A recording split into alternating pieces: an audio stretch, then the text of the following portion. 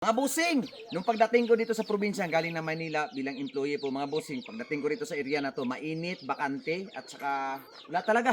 Wala kang makikitang tanim, puro damo. Ngayon po mga bossing, nagtanim ako ng bignay. And then ayun, gayabano, siko dito sa amin. Then kasabay na po ang mga agridulce dito sa aming paligid, yung limon. Tapos ito po, ito yung malbere. Pero itong langka po mga bossing, binili ko po itong seedlings na ito doon po sa may DE, Barangay Malabugas. Magnolia po ang variety mga bossing. Ito, first niya pong namunga. Ang tagal niya nag-provide ng bunga. Ito ngayon binalot ng sako para hindi po kakainin ng peste. May mga uod po kasi mga boss. Ayan. Unang bunga po yan mga bossing sa tagal ng panahon. May kasabay po ito.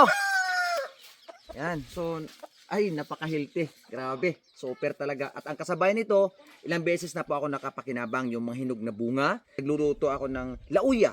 Yung lauya po mga bossing, madalas ko po niluluto tuwing nagkakarga ako ng tubo para po sa maraming grupo, tao po mga bossing. So, hahaluan ko or magmix po ako ng mga pata ng baboy. Ayun po mga bossing. So, papakita ko po sa inyo yung puno na kasabay kong tinanim dito, doon po sa likod ng bahay. Tara. Po yung pangalawang puno mga bossing, nasabi ko pong certified itong puno na ito. Ilang taon na po itong nagpo-provide sa akin ng bunga. Yung mga hinog niya, nakakain po ako, super lambot, super tamis, magnolia na variety. Yun po, panalo po mga bossing. So ilang beses na po ako nakakuha ng hinog dito, ilang beses na din po ako nakagulay dito mga bossing. Tingnan nyo po, ang haba ng kanyang tangkay, parang ganyan, bago bunga. Dito po mga bossing, tandaan po natin, magnolia. Ayan, mahaba po ang kanyang tangkay, tas bunga. Ngayon mga bossing, doon po sa bandang itaas, ang daming bunga, mga maliliit pa, pero unstoppable, no? Walang tigil po yung pamumunga niya, kaya napakaswerte ko po sa punong ito mga bossing. Ayan, doon pa si taso. Ayun, may bunga pang balde.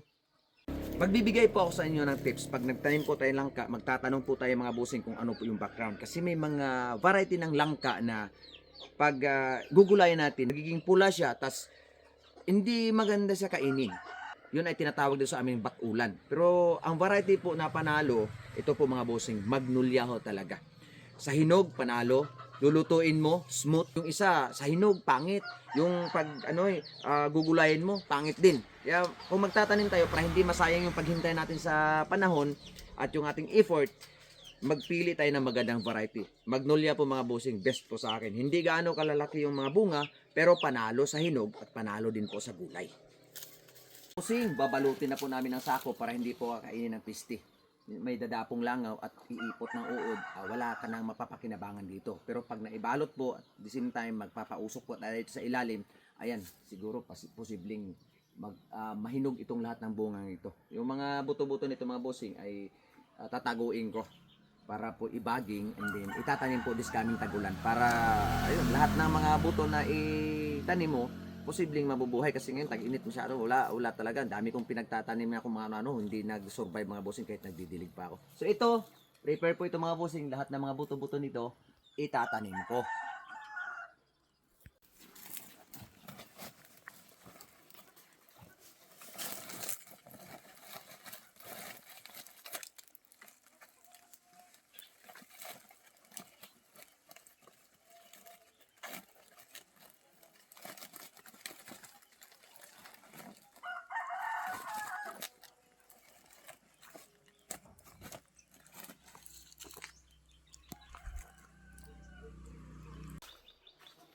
Ano ko dire kag magkuan. Dito ni upload.